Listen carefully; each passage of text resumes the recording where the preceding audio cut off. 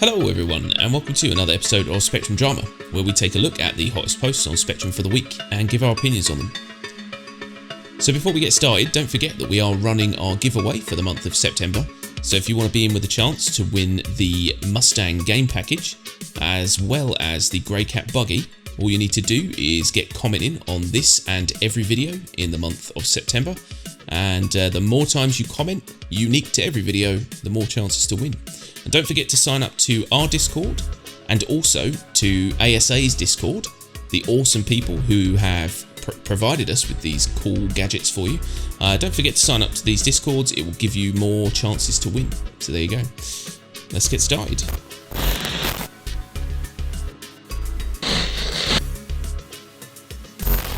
Okay, so first up we've got a post from Captain Disarray, and it says, Squadron 42, 3-month delay. Shh.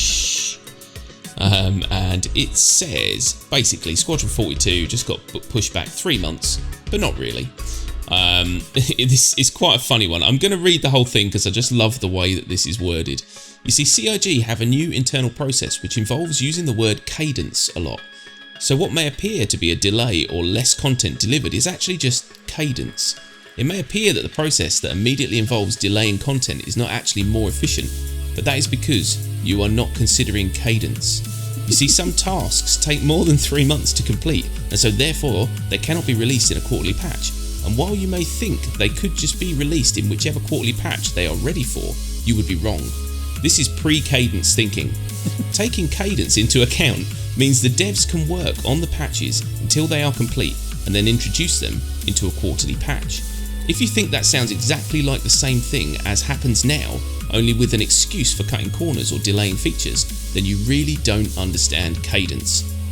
Cadence is the new fidelity, people. It's just brilliant.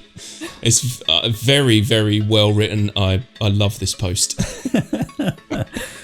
Yeah, it's pretty good. For those that didn't notice, Squadron 42 got moved back a quarter on the roadmap. Not really surprising, if I'm honest. I mean, they were pitching for the beta to come in. I think it was second quarter. But for anyone that's kind of been following Star Citizen for a while, you would know that those dates never hold. No, I'm actually quite interested about how they're going to do the beta test for Squadron 42. Yeah. I mean, me personally, I'm not going to play it because I want to play it when it's finished, and I want to enjoy the story, sort of thing. I don't want to sort of play half of it in a beta and then play it again when it's released. Yeah, I'll just wait. Yeah, I'm the same. I mean, it's always been the way, like, if it's a big, massively multiplayer game and they offer a beta, I'm in, because, you know, you're not going to get through a lot of it in a beta. But when you've got, like, a single story mode of a game and they offer a beta, you tend to spam it because you've only got 3 days, and so you'll play, like, 8 hours a day and just ruin the game when it comes out. So, yeah, I'm the same. I think I'll just wait. I like the... I'd be less angry, I think, with the pushbacks to Squadron 42 because it's a full game and because you know, they're essentially giving you a finished-ish product, I suppose. I'm more annoyed when they mess up the schedule for Star Citizen, you know, universe, because you know, Squadron 42 is just going to go, pop, there you go. Whereas, like, we're literally hanging on by threads for little things. Please give us a new crumb. We need something. So, yeah, I'm not too fussed. Yeah. The other thing I'm quite interested in, because originally they were talking about releasing Squadron 42 in different chapters. So the first bit we get is going to be Chapter 1, and then there would be more chapters afterwards. But I don't really know if that's still the plan, or if they're just releasing the whole game as one thing. Yeah, I'm not really sure. If anyone actually knows, let us know in the comments, please. Yeah, I can imagine them doing it in a, you know, eked out sort of sectional game because more money. Well, yeah, but it's not like they're going to charge us for each chapter. I fucking hope not. They're not going to do that. Oh, they're not doing like a Hitman. Where they kind of go, here, you can buy the whole game for £1 million, or you can buy each one for cheap, but we'll charge you 27 times. You're like, come on, you scumbags. I'm pretty sure they're not doing that, but who knows now. No, fair enough. Yeah, it would be interesting to find out, though, what their plans are. So, yeah, definitely let us know if you have any insight. I'm not super... I don't know what the word is. I don't want to say I'm not excited for Squadron 42. I am a little bit. But, to be honest, it doesn't interest me as much as just being able to jump into a universe with a bunch of cool people and play. I've never been a single player man, so you're probably going to have to tell me what it's like, I think. Well, they said that by completing the campaign, you get access to something in the universe, so it'll be kind of like a thing to definitely do for everyone. But there's quite a few people that I've seen saying that they just want the PU, they don't really care about Squadron 42 at all, and that's fair enough. You know, some people have pledged into this for different reasons, but a lot of people did pledge just for Squadron 42 right at the beginning, so it is kind of important. Yeah, I probably will play it now, knowing that there's going to be some sort of like, golden nugget at the end. Damn you, CIG. I think it was something to do with like reps, so that you could, buy in game. You could buy like the lightning fighter or something like that. Yeah, okay. Like give you access to some things that you otherwise wouldn't have access to in the universe. That's cool. I'm up for that. Cool, so next up we've got a post from Moncon7, and it says, Ship Matrix chronically out of date. And the gist of this is, we've got this place to get all the ship information that you need supplied by the people who make the ships. That makes sense, that seems logical. The problem is that they put the concept details out when they make the sale. That goes on to the ship matrix, and then any change that's made to that ship from then on isn't represented anywhere, and so you end up with a massively out of date matrix. It makes no sense. One of the points that they've put here is the 890 jump. The ship matrix is still saying that it's 123 meters long, which there was a big debate about, and we know now after the many videos we've had, it is longer than that. So it seems a bit daft. I mean, it's a good job we don't need to get our information from the ship matrix. No, definitely not. I mean, that ship matrix has been out of date since I think they put it on the site. It's never ever been fixed. But I think last year they said they were going to have some kind of procedural automated program that would update the ship matrix based on their stats straight away. So it wouldn't have to be someone manually inputting all the information. It was just going to happen magically. But that never happened. No. Well, that's because pushbacks. It's on Cadence. The roadmap. It's Cadence. No, I don't get it. I mean, it can't be that difficult a job for someone to just do it manually, but then it would save a lot of time if they did just write a script that did this. So it makes no sense to have, especially if you're putting out an informational database of ships and then just going, well, I mean, we put the original details on there, that's good enough, and then they change it 12 times. It's just, I don't understand it. It's really, really weird. Yeah, it is a bit odd.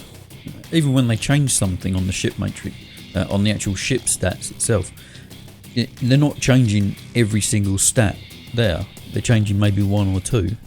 Like maybe the size, maybe the guns. But that's about it, really. They don't really add or take away hard points or components or anything like that. It's really just the size and starting weapons. It really wouldn't take that much to actually update that manually. Yeah, definitely. I think the takeaway here is the last line of this: the community members should be able to rely on the ship matrix as a reliable source of information. Thanks. Mancon, Moncon, Mancon, Moncon 7. And I agree. Yep. Absolutely. Okay, so next up we've got a post from Kanguro Guro.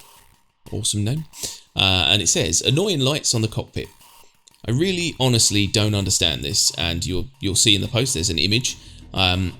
Why are ship designers placing small, annoying lights over the top of backlit screens? It just makes absolutely no sense at all. You've basically got a screen that should be perfectly readable, and then there's a light source over the top of it, giving it a haze to make it harder to read. Sometimes I genuinely don't understand what they're doing. You know, it's crazy. Yeah, I don't get this one. Yeah, you just see it by looking at the images. It's quite bad. Why would you do that? I don't know. I've got no ideas. I can't offer any kind of thought about why you would do that. Apart from, I don't know, it looks cool. Maybe? Yeah. I don't know. I mean, make the screens brighter if you want some light emanating from them. Or, I don't know. It's the equivalent of me basically just taking a small desk lamp spotlight and shining it directly down from just in front of my TV, because that's going to look good. It just makes absolutely no sense. So, you know, if I don't think that devs will watch this, but if you do, please just take a good look at what you've done.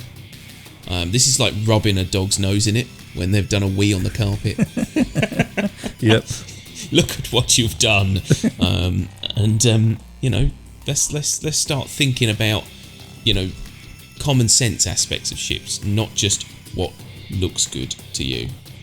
Yeah, I don't even think there's an actual light source. You know, where the light is coming from. There is no bulb or anything. It's just a random light placed there. It's like the lighting artist just went a bit crazy and no one noticed it before they put it in the game. Yeah. I mean, fair enough, there might be some small LEDs we can't see just inside the panel, but it is weird. It is weird, and I don't understand it. I'm looking at it. I've blown this image up. I've zoomed in as much as I can, and it's just a weird ghost light. Yeah, take it out. Take it out. Cool. So last up, we've actually got two posts, and they are both from Angel Arc, and it says Nautilus and other ships. So Angel Arc tried a military corvette family photo and an obligatory can it fit on a Kraken image, and this is basically it. Definitely check out the post. You'll see the images there, and you've got the Nautilus on top of the Kraken, and obviously it's not a perfect fit. If anything, some might call it snug. It's good to see the kind of size of the ship. We knew it was going to be sort of hammerhead sized, so seeing it next to the hammerhead and the Polaris, you can actually get a good gauge of how big that ship's going to be, and it's pretty massive, really. And can it fit on the Kraken? The answer is yeah, kind of. Yep, you have to have the right cadence in your voice for when you say that. It is yes. And as you will all see from the Q&A for the Nautilus, which we will probably cover soon, we've got some stuff coming up which is inevitable, unavoidable, shall I say. So we may not be able to get it out as soon as we want, but there is a question in there, which is, why is it so big? Basically. And I believe their answer was along the lines of, it needs to be that big, pretty much. That's kind of the answer. I mean, it's a bit more detailed than that. We'll cover it in more detail when we do cover it, but yeah, it's pretty much, it needs to be that big. The mines are pretty big, you know, they're 4 meters by 4 meters by 4 meters, so they're pretty massive, and all that kind of stuff. So yeah, it's actually quite a good Q&A. So go and read it, and then wait for our rendition of it. So yeah. And the other post from this same Angel Arc, it's quite an interesting one actually. It's basically the Nautilus VTOL engines on a Redeemer, because the Redeemer obviously doesn't have VTOL at all, and this is kind of a concept, I suppose, from this dude that just shows what it would look like with VTOL, which is pretty cool. I think it looks alright. Yeah, it's kind of like, look, CIG, if you need to put a VTOL on the Redeemer, here's one. Use this, sort of thing. Yeah. It still looks pretty good. It's lost the funky side wing engine things, but at the same time, it still looks pretty cool. Yeah, pretty good effort. The renders actually pretty good. I'm not sure what software is using to make these up, but that actually looks really cool. Yeah, it does. I mean, it looks CRG quality. Or in fact, actually, no, it's probably slightly down above. Oh, is it slightly down? I think it's well, it hasn't down. got a neon and shit. Yeah, it hasn't got any neon, and but no, it's pretty damn good. And I love the fact that most of the comments are literally people saying, at least those nutcrackers are gone, because nobody liked them engines really. And then you get the hardcore that are like, you leave our engines alone. Yeah, I mean, this ship, the Redeemer, got voted on by the community to be a ship in the game, so someone must have liked the engines at some point in its life. Yeah, I think it's quite a unique looking ship. I like it. I mean, I don't think I'd own one, but I'd definitely go inside one. Yeah.